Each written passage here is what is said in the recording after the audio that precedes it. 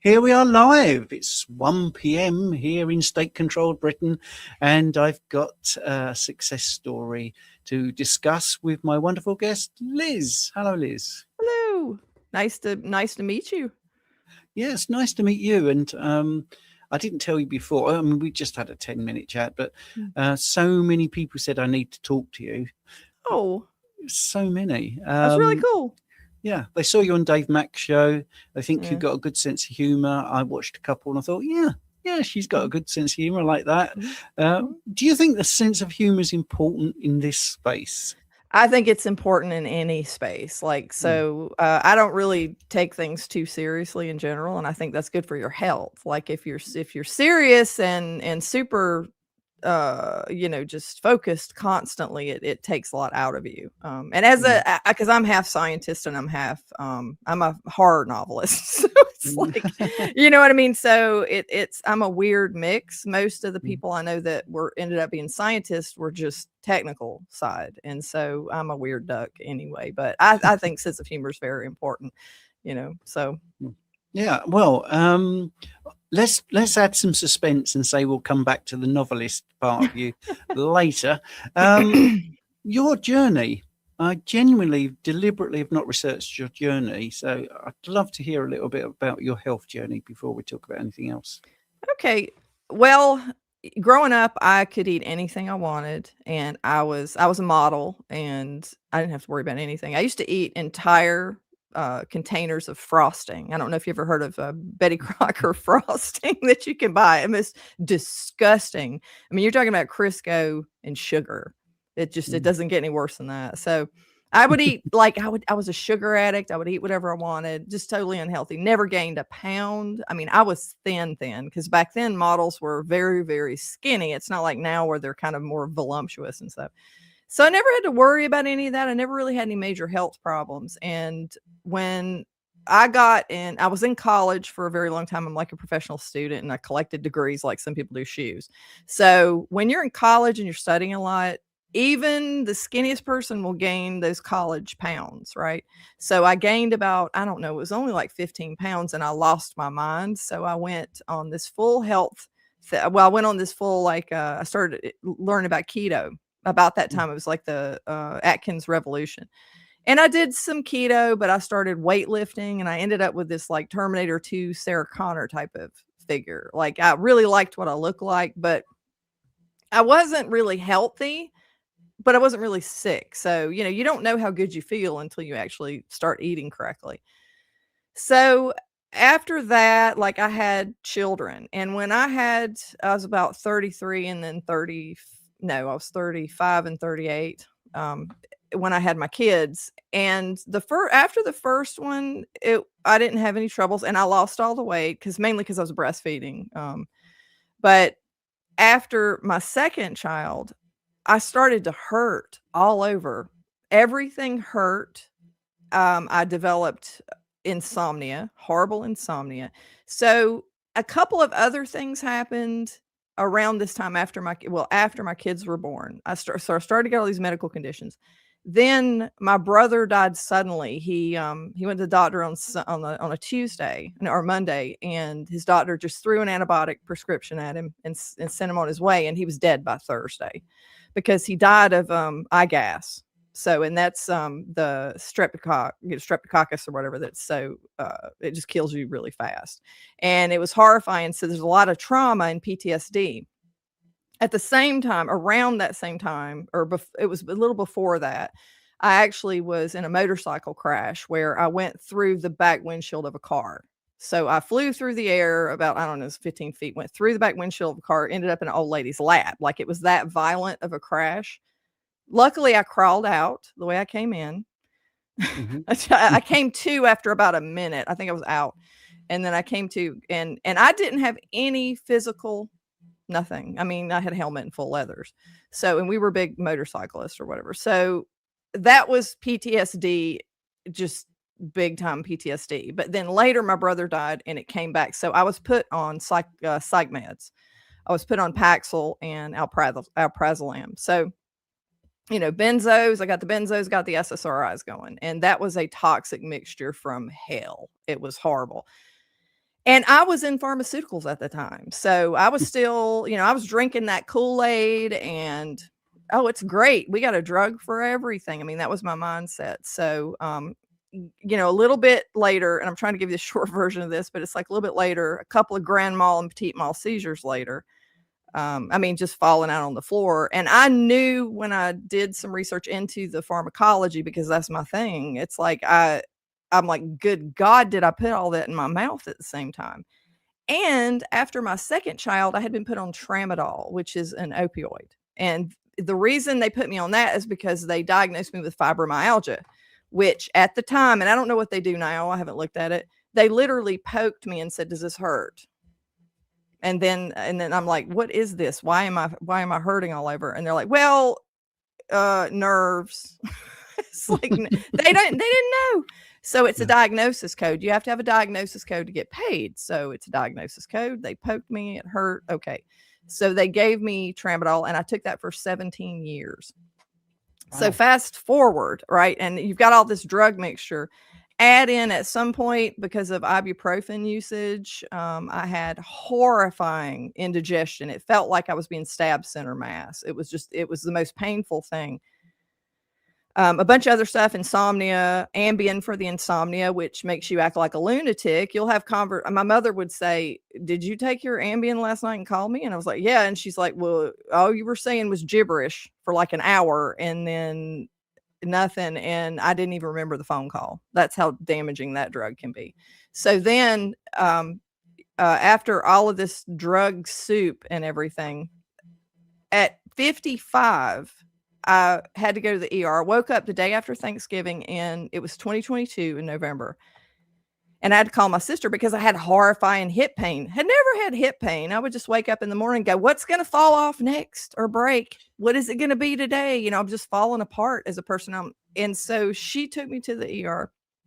I go in, there's this doctor, like if he was 12, he wasn't a day over like 12 years old. They did all these studies. I paid them $5,000 for the visit. And then he's like, oh no, we didn't see anything. Like they did a CT and all this kind of stuff. Could be inflammation.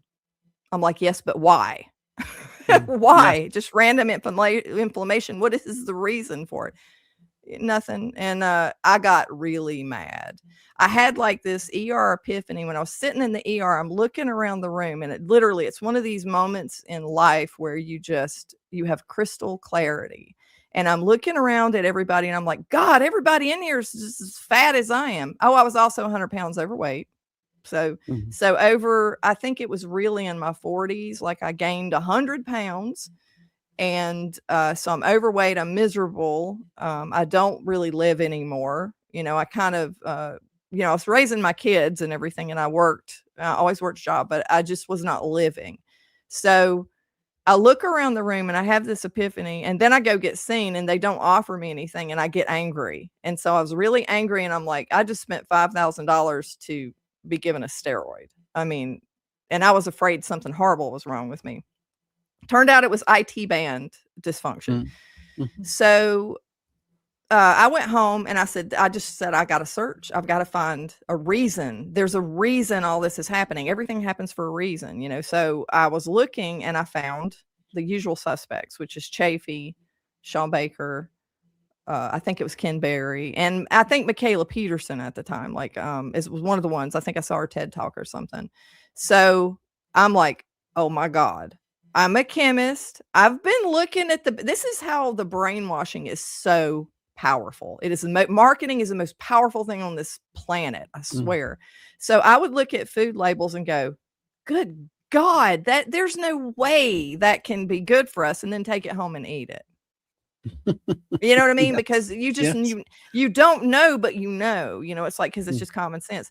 So all of a sudden I'm like, oh crap. So I stopped eating anything, but I did Lion diet. I went straight to Lion. And at that point, I had kind of started to do keto again because I remembered it as, and it didn't clear up my medical conditions or anything, but it did help me lose some of the weight. So I had started to wake up and went straight to Lion diet for the first 3 weeks. In 3 days, I had I slept through the night. I hadn't done that in 20 years. I Mm. slept through the night. I wake up at 5 a.m. without an alarm clock, still do. All the pain was gone, like the indigestion was gone. And that was my biggest problem at the time, and the hip pain. All the hip pain was gone in 3 days, right? And I think, honestly, if it's very possible that if I would have stopped taking the tramadol, I would have noticed that all the overall body pain was gone, because I noticed it lifted, but I was afraid to stop taking that because I had been I've been taking it for so long. I was scared that I would feel terrible or whatever. So about 2 weeks later, 2 weeks, it had to be 2 weeks to a month or something like that. I didn't really track exactly when it lifted. I realized, I'm like, I didn't take my tramadol today. I would take that 1 to 2 to 3 times a day sometimes. And I'm like, I didn't take it today at all. And I felt nothing. There was no pain. And I was just like amazed. 17 years I was on that drug. And I literally would pinch myself. It's kind of like after the motorcycle accident, I would wake up and go, oh God, like you're going to wake up and find out all of it was a dream, that you really, I don't know, you're dead or something, because I don't know how I survived that accident. It was the same feeling. I would wake up scared that I dreamt it all, and it's not true, because nobody believes you. Nobody believes that it's, no, you have to take a pill. You have to go through the gatekeepers to get better. And the thing is, the gatekeepers never make you better. They never cure. They were never going to cure you anyway. They don't cure anybody of anything. So, it's just, I couldn't believe it. So then I started branching out, and I started eating other things like, pork, and I don't just do lion diet to this day, but I do dairy and things like that, and it doesn't bother me. But eggs, beef butter, bacon, and eggs, and dairy. So that's I still, sometimes I still have to pinch myself that, and now it's like, one of the things that's very interesting is I have unlimited energy, like I am a 13-year-old child. I'm just like never run out of energy, to my detriment. I just recently did a video where I accidentally and kind of like I'm irresponsible, I stayed up for 42 and a half hours. Wow. Because I'm working. So I work all day. I go to work at 8 and I work till 4:30, and then I come home. I do my books or content or something. So I started doing my creative thing, and I'm like, well, it's 1 o'clock in the morning. Well, I just 5 more minutes, and I kept going and going. 5 a.m. rolled back around. I just hopped in the shower and went to work. And this is terrible. And this is a terrible thing to do, but it is also a testament to how much energy you have on carnivore. I would have dropped dead if I would have tried to do that like before. I was so sick and just feeble, and I never had any energy. So then I kept going and going and going. And so I even got a second wind on the second day, and that was terrible, but it was interesting to show, because look at what I'm able to do. Not that I should do it. So I have that energy thing. I never had this much energy when I was in my 20s. It's crazy. It's brilliant. Yeah. And I think that's really interesting. I could go off on a little tangent just very briefly, because there was an experiment recently about the circadian rhythms where a scientist was sent down into a cave. So he had no cues about light or day or night or whatever. And they monitored how often he slept. And it ranged from, his day became sort of an 18-hour day right up to, and interestingly, it tweaked me, was a 42-hour day where because he didn't know the time, he just got on. And I think that's interesting. But so you gained 100 pounds. What do you put that down to? Was it just bad eating, or was it? Yes, sir. It was bad eating. So I was a food addict. So I got divorced at some point, and I had 2 small children, and I moved from Florida, because I used to live in Tampa for years. I moved from Florida back home, where I was raised, in South Carolina, because there were family around, right? So I had family here, and it's just easier, when you have family. You don't know anybody at that point. When I was in Florida, my ex-husband moved to New York, and so there was not really a lot of family around. So I moved to South Carolina, and when I did, things are harder, and I did not. After that point, I was the only means, excuse me, of support. And it's just hard as a single mom. So I started to turn to food. And one of my favorite things to eat was cream horns, which is the most disgusting thing on the planet. Again, Crisco and sugar, right? So sweets, and I would constantly eat sweets. And that was a big part of it. And just not, I think some depression because, it's just hard or whatever. And then also I was eating all the chemicals. I was eating all the carbohydrates. I was going, on the little, I was, spikes and drops and, energy was crap and everything else. So that was, yes, absolutely. And I realized that I did realize when I started doing keto first, I realized that, wow, if I leave carbohydrates out of this equation, I don't crave stuff. So that was the ace in the hole. It's like, well, if I stop eating carbohydrates, I won't keep doing that. And I realized the power of ketosis. So even then on keto, but then you have in your mind, you're like, oh, I need this spinach or whatever hell else you're able to eat. And it's like, because, it's got vitamins, that you can't absorb because, again, it's like, you don't know all that at the time, like, when you're doing it. But I did feel better, but it never cured the medical condition. So only when I went carnivore did everything go away. So. And I lost part of the weight. I lost part of the weight on keto, a little bit of the weight on keto, and then the rest of it. But it did come back because the whole net carb thing is a lie. But people, who are doing keto buy that bread and all that stuff that they say that has that marketing scam going with it. So you end up falling down the dirty keto hole. I did a little bit of that, and I gained it back, some of it back, and then I lost the rest on carnivore though. Yeah. So you snuck in there that you're a scientist or a chemist. So what actually was your role then?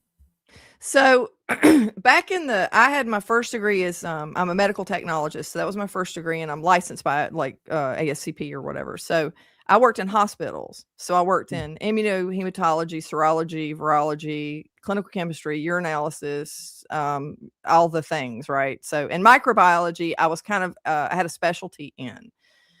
I loved microbiology. I just thought it was fascinating. And at that point in time, I had thought about going to, I had planned on going to medical school and be a virologist because that was my thing. I want to be a virologist. I don't know if it was, I don't know. I saw the movie Outbreak or something. That would be great. But then actually looking at real footage of somebody with, I think it was, and I might be wrong about this. I'm going on memory. It was like an Ebola disease. And I'm like, oh, nope, I'm done. I'm not going to go do that. That's just good. And you saw how horrifying viruses could be. So I'm like, nope. So I continued. I went into chemical engineering. I mean, I just kept going and going and going. But first I went into chemistry. And one of the reasons I did that is because I got introduced to the FDA, who I thought were the saviors of the world. And so I was young. I was young and dumb. So, but it was at the time I entered the scene of clinical laboratory life when HIV was scaring the crap out of everybody. So it was a very scary time. It was in the 80s. And I was at the Red Cross, and FDA was working with us to find a way to close the window of exposure because too many people were getting HIV from blood products. And the reason why is because it takes so long for antibody development, and that's all that there was. So they were working on the basically the antigen antibody like combo test, and Ortho and Abbott were fighting over who was going to get the test. So we had to test like in triplicate all the blood supply from the entire nation. Basically, we're at one of the mega centers. And then before that, we had been under consent decree because they'd been doing a bunch of stupid things, and a judge basically issued a consent decree. So that was when FDA comes to live with you. It's not pleasant at all. And they basically live there to make sure you do everything correctly. So all of that was going on. And I'm like, wow, they're watching, people, this organization screwed up, and like FDA's there, and they're there to monitor and do good things, and that kind of thing. And then you start to get behind the scenes of how it really works when you have two different companies vying for to get a test. Like, we want to be the ones, we want to be the methodology that takes over, and it's all monetary, right? And it's all who knows who, and it's all who's on what board. And at the time, I saw some of that, but I didn't think it was pervasive kind of. And so I still thought, yay, FDA. So what I did is I went back and got another degree. I got a chemistry degree, and I wanted to go into pharmaceuticals. And so I did. And I've done like solid dose, liquid dose, controlled drugs, otics, ophthalmics. I love doing everything. You know, a lot of people just will do the same. They'll do solid dose and they'll do it their whole life. Like, I wanted to see the entire gambit. So, you know, I worked for a lot of different companies of sterile products, you know, over the counter. I worked in the nutritional industry. One of the things I did is when people were freaking out about 2009 or so, all of the nutritional companies was supposed to be, they were supposed to be compliant with 21 CFR part 111, which is a regulation for nutritional supplements. And they weren't really, they didn't have nothing before. They were under food, and food is a joke. Okay. That's one. People who are in regulatory affairs like I am, it's like they look at food like, oh, how sweet, you know. It's like they're the little, I don't know. It's just so lax and weird. They worry about everything being clean, but it's not very robust, right? So the nutritional supplements are now governed under something that looks like drug regs. And so I did move and go to a company. Boy, I learned a lot there, man. The whole organic thing, that's hilarious. I mean, that is just really funny.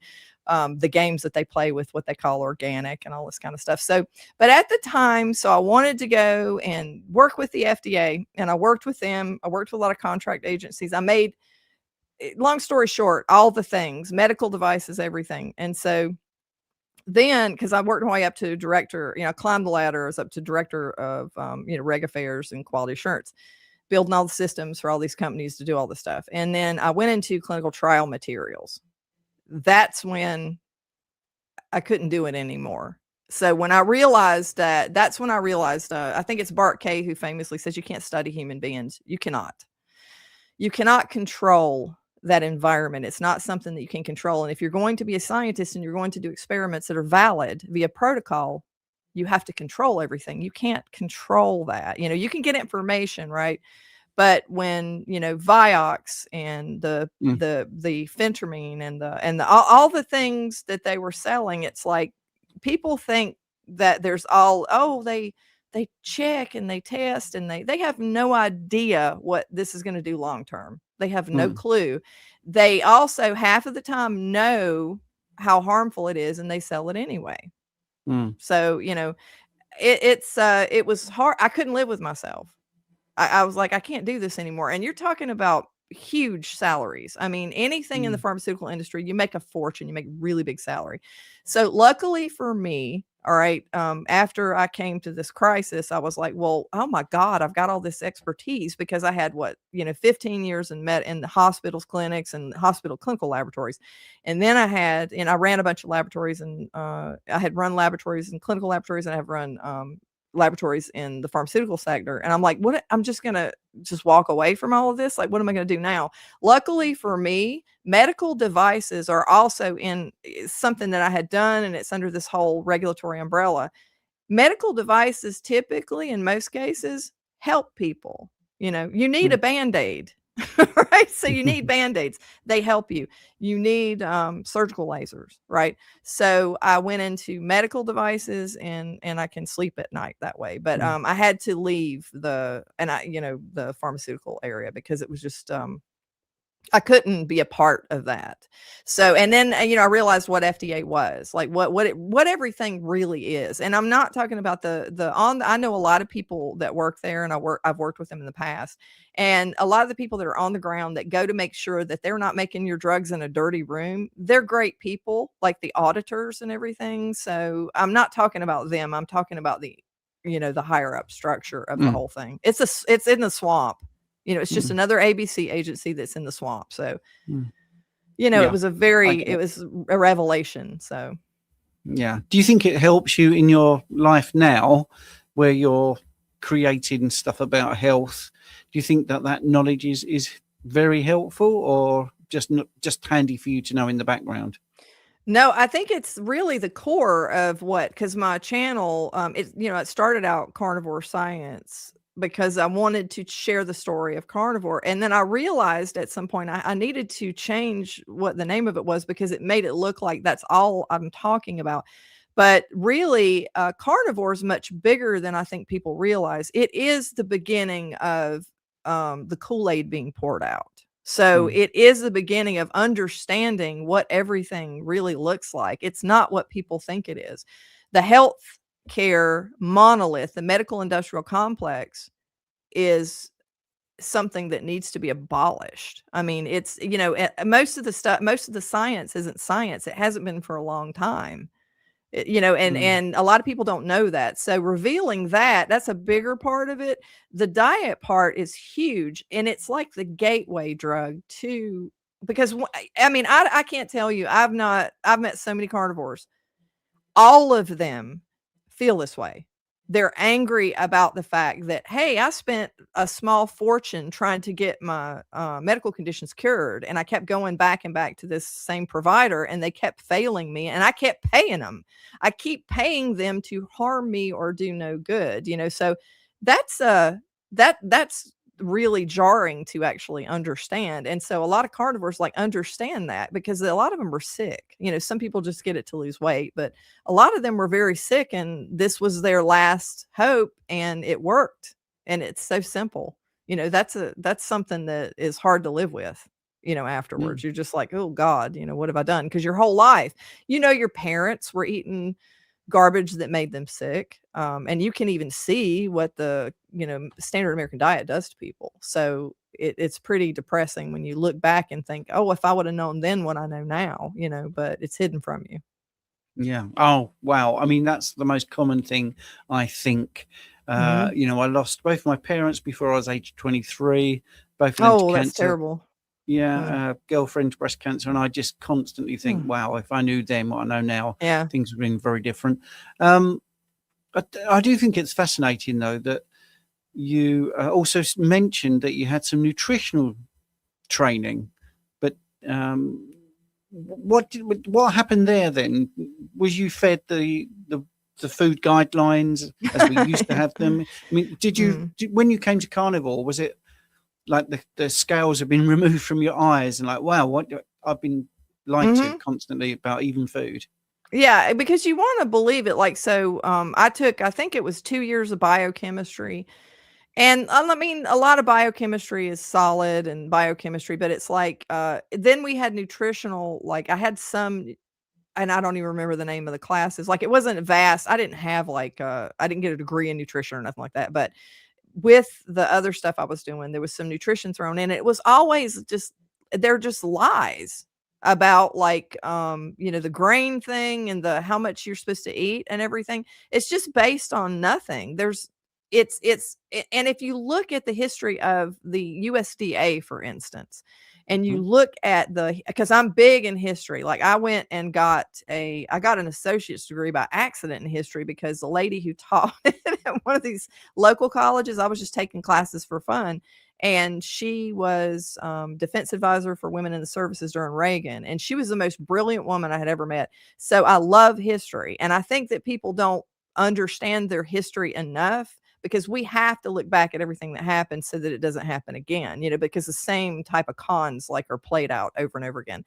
But I was looking back at the history of of how all these regulations came into place, and how the rules and the laws are decided, how these guidelines are decided. And there's nothing as stupid, okay, if you look back at the history, as the bomb calorimeter. It's Mm. like, Yes. what? I still can't believe that I did a video talking about that. Makes no sense Mm. whatsoever. The whole calorie paradigm, Mm. that's just dumb. That's like comparing a grape to, I don't know, a car. There's Mm. two, you know what I mean? The human body and how your body works has Mm. nothing to do with, burning something like you burn a piece of trash and just say, oh, Yeah. that many joules of heat came off of it. So it's just the whole, everything that becomes dogma and accepted is based on the fact that the public doesn't know any better. Mm. They don't know. We How got would they know? we got a question from Jonathan. Mhm. I'm just going to jump that in there because I think it's really important. Jonathan saying, Liz, your content is novel and interesting to me. How did you develop your good sense of humor? Well, it's funny that you asked that. And hey, I hope you're doing better, Jonathan. One of the things that I've done in the past is I wrote for different outlets, like, because I'm a writer, so I've always written.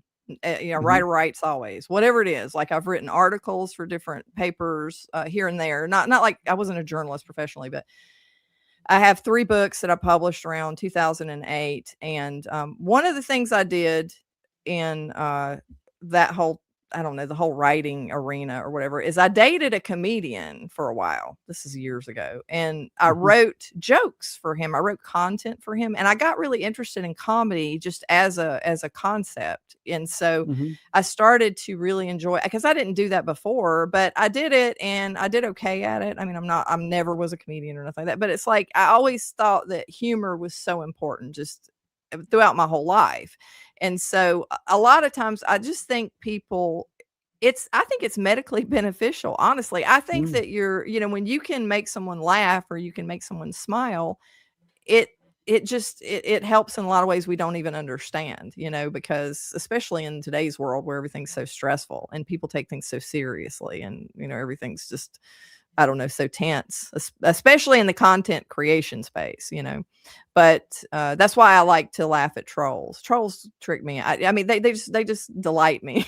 It's like trolls, online or whatever, are just so funny, because I mean, they just laugh. That's all you got to do is laugh. So, but I dated a comedian. I wrote some stuff for him, and I don't know. I did it for a couple of other people in that space. That's a really interesting space. If you want to go down a rabbit hole, comedians are some of the saddest people I've ever met, which is odd. I mean, I met a lot of them, not all of them, I'm sure, but like a lot of them are very, very, suffer from depression and stuff. And they're some of the funniest people I've ever seen. So it's really weird, but. Yeah. At this point, people will realize you don't know me very well, because I did do stand up for a little while. Oh, okay. It seems like I knew that. So why did you do it? Like, how did you, I mean, you really, how'd you get into that? Well, people always said that I'm pretty funny. And when I went, I was a late comer to some theatre arts. I did some theatre arts, but everyone kept saying your improvisational skills are excellent. And then I got hooked up with a director called Ken Campbell, was quite famous, and he was really really sort of, oh, you're very witty, you should do that. So I'm deaf as well, and I've got subtitles here, I've got my hearing aids in, I lip read, so I did the positive side of being deaf. So this will age it, there was a band called Girls Aloud, and I said I can look at them, I don't have to listen to them. That sort of angle, yeah. Oh, that's cool. Yeah, and just things are funny. I would go and have a hearing test. There'd be like 20 of us in the room, and then in the distance, a nurse would come out and call out your name. Well, I know. Yeah. So there were so many self-evidently funny things happening that are ludicrous. I mean, that is ludicrous, because I'd obviously embellish it. There's 20 people going, what? Who? But that sort of really did actually happen. And I think you're right about, there is a large amount of depression within that group, but there's also a lot that don't go. No, they're not. It's prevalent. Let's put it that way. So most people would think, well, it's the opposite. Like, they're all like super happy, but I think that's true, though. It's not just comedians. It's true of creative people, because, a lot of people claim the Hemingway defense. Like, even me, when I was writing the first novel, I drank a lot. Like, so, but it was mainly, I was never an alcoholic, but I drank a lot. Like, it was socially, everybody did it, And so a lot of writers are like, yes, but I suffer. I'm artistic and creative. So that's the Hemingway defense, right? I have to kill my darlings. I have to suffer and all this kind of stuff. So, and that's crap. Like, no, you don't. Like, if you're creative, you'll be creative after, but you have to learn how not to use it as crutch. So a lot of writers are like, you got that suffering thing. So it's just creative people in general there's a lot of depression that works through a lot of that. And there's a relationship there, but it's not everybody has a problem with it. But yeah, I think that's the interesting thing about carnivore, because to be carnivore, you have to be open-minded and you have to be questioning. So you are a subset. To be it's not the fact you're carnivore.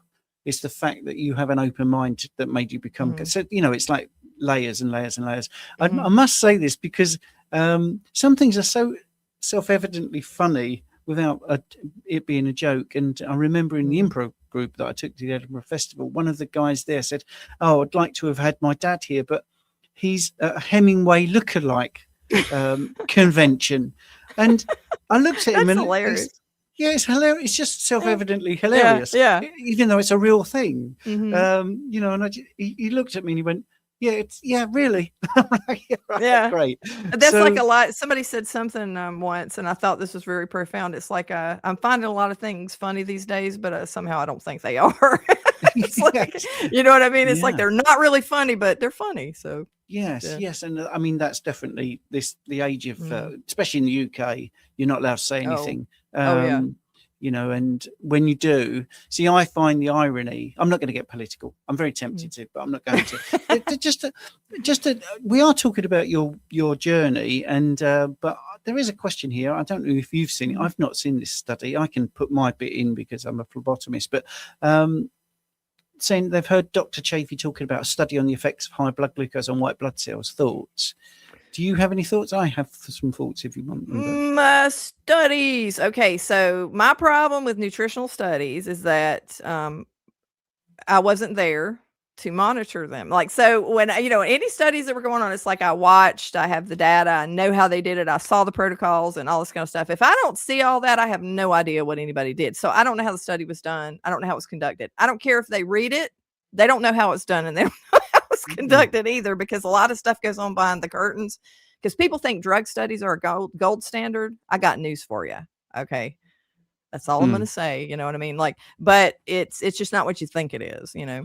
But again, I didn't read about that, but I will say that if you're running around with high blood glucose, I think it does an awful lot of things to your body, because I think it's very that's part of the reason we're here, is because we're bathing in sugar, you know? So, I don't doubt it at the same time, but I haven't heard of that.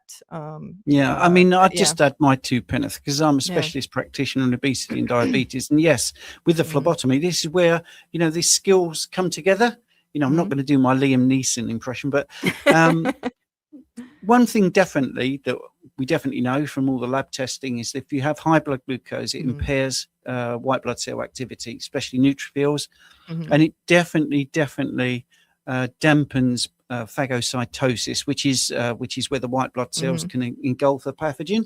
The high I blood don't glucose, doubt it. Yeah. yeah, I know, stops that. Which is why the diabetics have infections. That's Mhm. the mechanism. Yeah. That's the mechanism. I agree with you, by the way, that it's never nailed on. So we're Mhm. still talking incidents, but there is a mechanistic probability that that's Yeah. actually what's happening as Yeah. well. So yeah, I didn't want to ignore the questions that are Yeah, and coming that's through. very smart. Like that's the thing, is a lot of this is common sense. Like, if you Mm. understand certain things about how infections occur and the way people get infections, and the external things that actually damage you, you damage certain things. It's like, yeah, so I don't doubt, like, a lot of things that are, and that's the thing with a study. You can have pieces of data and information that you can get from certain things, but these people that are trying to tell you what your microbiome needs to look like need to just go pound sand, because they don't understand. Because I, as a microbiologist, I can plate your and one of the things that's very interesting is that medicine just, they don't really, they're phoning it in now. Like, so back when I was in microbiology or whatever, we would I'd get your sputum or your blood or your poo or whatever, and I would plate it, right? I'd grow what's there. I would look at that and I would identify everything, and I would pick out like the pathogenic stuff, and then we would we would isolate it. And what we would do is the sensitivity testing to find out what drugs actually killed said bug, right? They Mhm. they don't do that anymore. It's like my brother, like they just threw him a prescription, a random prescription, and he was dead in 2 days. So because he had that, pathogenic streptococcus. So Mm. it's they stopped doing a lot of the things that they used to do. They used to kind of use common sense. So like, well, we better check and make sure that this is receptive to whatever we gave that person. They just wing it. They're just like throwing darts, and well, one of them will work, And meanwhile, everybody's like bathing in antibiotics, and it's just horrible. So, I mean, common sense has left the building in a lot of cases, and it has a lot to do with diagnosis codes and, making it like a mill, just running people through. But it's sad. Can you expand on what you mean by diagnostic codes, just for people that are watching? Everything, in modern healthcare, you have all of the insurance, and I'm not an expert on insurance, but you have like there's Medicare and Medicaid and all of these regulations and systems or whatever. And so everything's boiled down to a code. So it's not that when you go to a doctor, if they don't have a code, they can't really treat you. Like, so everything's coded and labeled. And instead of like the old family doctor that would just try to fix you or try to find what was wrong with you, back in the day. Cause I remember I had a pediatrician. He was really great. He, as far as I know, my mother used to tell me, he used to try to find out why you're sick and what was wrong and try to help you so that your life could get better. Right. Well, everything's a diagnosis code now because that code dictates what a doctor can do. They're basically like a programmed robot, like in a lot of cases, because they're not allowed to think independently or think critically. They're really not. Like they're trapped within the diagnosis code and they're trapped within the insurance model. So you have a lot of other stuff that goes on. So a lot of doctors will get in trouble. They'll actually, I've seen a lot of them get threatened. If they tried to tell their patients, hey, I've seen a lot of my patients have done carnivore, they've done keto, they would get in trouble if they gave someone that advice, because that would be considered, because you have the mainstream narrative of what they're allowed to believe, whether it's a lie or whether it's true or nothing. They don't have to prove anything. So, I mean, a lot of the stuff they live by is not proven. So a lot of people think things are proven, like net carbs. They think that's a thing here. It's not. It never was. It's a marketing scheme. FDA does not support. Nobody supports that. Nobody said, hey, yes, this is a thing, man. We figured it out. No, but every truth is based. I mean, every lie is based in kind of some kind of truth, right? So yeah, fiber, the way fiber behaves, okay, they're basing it off of that, but they just ran with it. So just to get people to buy their products. Yeah, I got the feeling that when you were talking about the microbiome and people talking about alpha diversity and all that, that sort of grinds your gears a bit, does it? It does, as a microbiologist, because it's like the stars in the sky. Now what I tell people though, I said, I can tell you something as a microbiologist. When we would see nothing grow on a plate, okay, or you have very diminished because you have normal flora. We used to call it normal flora back when we wrote our dinosaurs work. So normal flora in like the vaginal region, there's normal flora in your mouth, there's normal flora on your skin, there's normal microbes that you need, right? If you don't have them, you get sick. So if you have none, you get sick. And then if you have an overgrowth, you get sick. If you have Clostridium difficile, okay, that's going to make you sick, right? Streptococcus is going to make you sick, in a lot of cases. So there's things you can say. Yeah, we know things, but to say that all people, you've got literal ranges. You need this many of like lactobacillus. You need this many of this species. Please, you haven't even identified. What about all the bacteria you have yet to identify that exist? And there's tons. They don't even know what it is. So you have other bacteria that you haven't even identified yet, potentially. But you're saying everything's reliant on this and this and this and this amount. You don't know that. There's no way they can know that. It's impossible. So they can know certain things. Now, what I know is in my past, when I took probiotics, a lot of them are destroyed from a nutritional supplement standpoint. They sell you a lot of things in the nutritional world that don't do anything. But you wouldn't know it. It just says this has this in it, or this is this thing. It's like, yeah, well, it's destroyed my stomach acid and it doesn't even get anywhere. Now they've reformulated a lot of those probiotics and stuff like that, where it actually does resist that, and then you actually get benefit from it. But there's a lot of them that don't do anything. So, and you're not going to know really which one's which, because formulaically, from a proprietary standpoint, formulas are never discussed. You never know what's in stuff because the formulas are secret. And that's just something to know. But But when I was on standard American diet, I'd try one like probiotic and it wouldn't do anything. I'd try another one, it would work.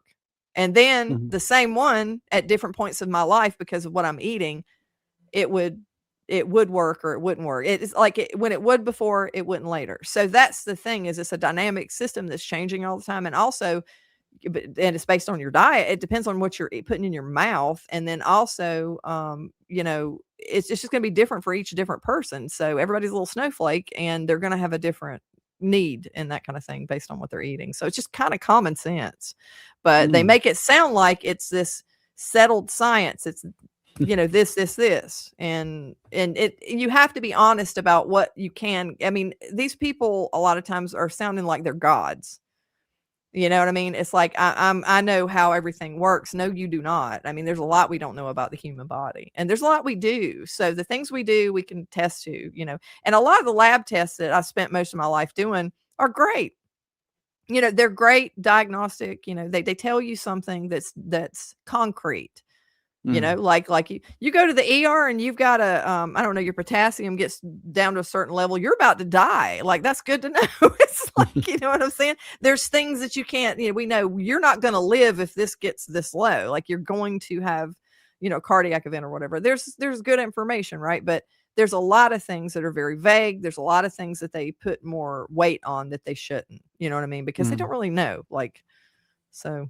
Yeah, I think the trendy thing at the moment is to say that carnivore will give you C. diff. I mean, oh God, did somebody say that? Yeah. What? How on earth would you get to that leap of faith? How would you? So now meat is creating magical bacteria out of nut. What? That's crazy. Yeah, it's crazy. It is crazy. Absolutely. You mentioned your hip pains and your IT band and all that sort of stuff. Do you can you expand on why you think that the way you eat has reduced the inflammation and reduced the pains? Because everything I was eating was poisonous. So the plants that I was eating had, and I proved this via protocol. And yes, I did a protocol on my own diet. It's like I'm a nerd. So when I wanted to study like when I figured out that it was what I was putting in my mouth, it's like, I'm like, okay, I'm going to program. I'm going to actually do, and I didn't keep it. And I wish I would have done that. If I'd have known I was going to have a channel, like I would have kept it and like shared it. But I was like, okay, I'm going to do this week and I'm taking this out and I'm putting this back in. The only thing I removed. So I was keto before and I'm eating stuff. And then before that I was SAD diet. So I removed one thing at a time. I didn't change anything else. And I determined definitively, because a lot of people are mushy about this, the plants have a lot of toxins, period. That is a fact. Different toxin amounts, different things or whatever. And nobody really knows what they do. They don't. Okay. They don't, but I mean, they're toxic, right? We know that a lot of them are harmful. So the plants are toxic. When I took out the plants, and it wasn't the processed food, because when I did that, it made me feel somewhat better, a little bit better, but all the medical conditions didn't go away until the plants went bye-bye. So plants for me, and a lot of people get triggered about this, like, I like to eat. It's like, good. That's great if you can tolerate it. A lot of us cannot tolerate any plant matter because it's just something that you shouldn't be eating if you're like me and you're going to have all this pain. Now, if you can eat it, that's a different story. And if you choose to eat it, but when I was younger, I ate things and I don't remember any kind of pain like this. I didn't have, this kind of reaction, but as you get older, you can't fight off that type of stuff. It's not so hard to, deal with it. So for me, the plants, I know definitively what was going on. The plants inflamed everything. I was just had massive inflammation. And that's really the villain of the whole story is inflammation. So inflammation was being caused by the toxins in the plants. I mean, because I proved it. You know what I mean? So you can easily prove that on yourself. You can prove what is causing you harm. It's like the doctor, you go to the doctor and he's like, hey, it hurts when I do this. He's like, well, stop doing that. Like, well, stop doing that. Stop eating it. It's like, well, well, the only thing I ate was this different. It's like, well, okay. There you go. Yeah, absolutely. And this is what I constantly bang on about: clinical experience, actual real effects on people, and taking certain things out and realizing, hey, that makes a big big difference. I suppose the big one that leaps to my mind is dairy. So many people take dairy out and feel so much better. Yeah. And but I am also a common sense sort of person. You shouldn't have, say, for instance, arthritis in your shoulder because it's not a weight bearing joint, but your hips, it sort of makes sense. So how do you get arthritis in your shoulder? It must be some inflammatory thing that you're putting into your body. So yeah, and that makes sense. yeah, makes total sense, doesn't it? Well, I've really enjoyed this. I've really enjoyed it. Thank you so much for having me on. This is nice. Like I said, you kind of come from the medical, like that whole with the, your background and everything. It's nice to talk to, because I've been out of that world because I did it like the first 15 years, and then I overlapped and I worked both professions, like kind of for a while. And then, but, I did enjoy the lab. The microbiology lab was one of the most fascinating places I've ever worked. So, I do enjoy, and I like hearing you talk about the lab testing, like, because it's like a blast from the past, because I don't do that as much anymore, but. Yeah, it's fun. It's fun. I still enjoy it, and I still do. This is sad to admit. I still do continual professional development because I just like to stay on top of it. And I try to do that as well. I don't have as much time anymore, but like I'll try to check on the new, because everything's like PCR now. You know what I mean? It's like back then it was just a different technology. So it's interesting how far it's come. Yeah, brilliant. Okay, so I'm going to thank people for watching. Well done, YouTubers. And if you want to look at Liz's channel, I will put a description link below the video. So yeah, I just want to thank everybody for tuning in, and see you soon. Bye.